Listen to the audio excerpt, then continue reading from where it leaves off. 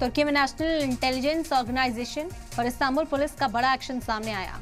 दो मुश्तबा अफराद को गिरफ्तार किया, जिस पर इजरायल इंटेलिजेंस मोसाद के लिए जासूसी करने का इल्जाम है। दोनों पर इल्जाम है कि वो इजरायल को मुल्क की खुफिया जानकारी दे रहे थे।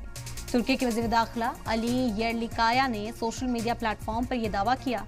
वाज़ेह हो कि इससे पहले इस इल्जाम में 6 लोगों को गिरफ्तार किया गया था, जो फिलहाल पैरोल पर बाहर हैं। आपको बता दें कि पिछले चंद महीनों के दौरान तुर्की इस तरह की कई गिरफ्तारियां कर चुका है। मार्च में 7 अफराद समेत एक प्राइवेट जासूस को गिरफ्तार किया गया था। गौरतलब है कि ग़ज़ा में हमास के कत्लेआम के बाद तुर्की और इजरायल लीडरान ने एक दूसरे के बारे में खुलकर तनकीद करना शुरू कर दिया है। तुर्की ने खबरदार किया है कि अगर इजरायल ने फिलिस्तीनी इलाकों से बाहर रहने वाले हमास के अरकान को पकड़ने की कोशिश की तो उसके संगीन नताइज होंगे।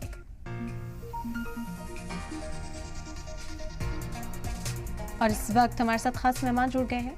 राजन कोचर साहब, इंटरनेशनल अफेयर्स एक्सपर्ट, इस मौजू पर बातचीत करेंगे। खैर मकदम है सर आपसे समझेंगे, क्योंकि तुर्की में जिस तरह से इस कार्रवाई को अंजाम दिया जा रहा है, कहीं ना कहीं इजराइल हर पैमाने पर इस वक्त इस जंग को जीतना चाहता है और इसी वजह से तमाम जद्दोजहद की जा रही है। अब जिस तरह के रिलेशन इस वक्त सामने आ रहे हैं, क्या नजर आता है मुस्तकबिल में?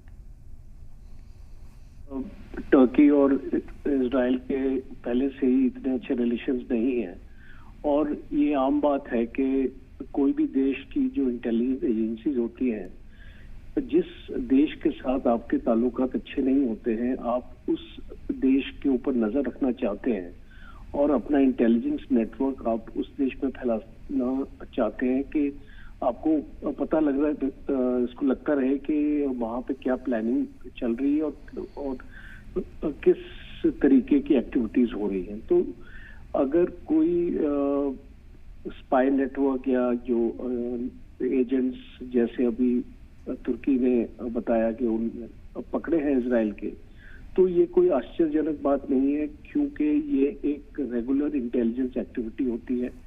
और दूसरा, हमने तुर्की का रोल भी देखा है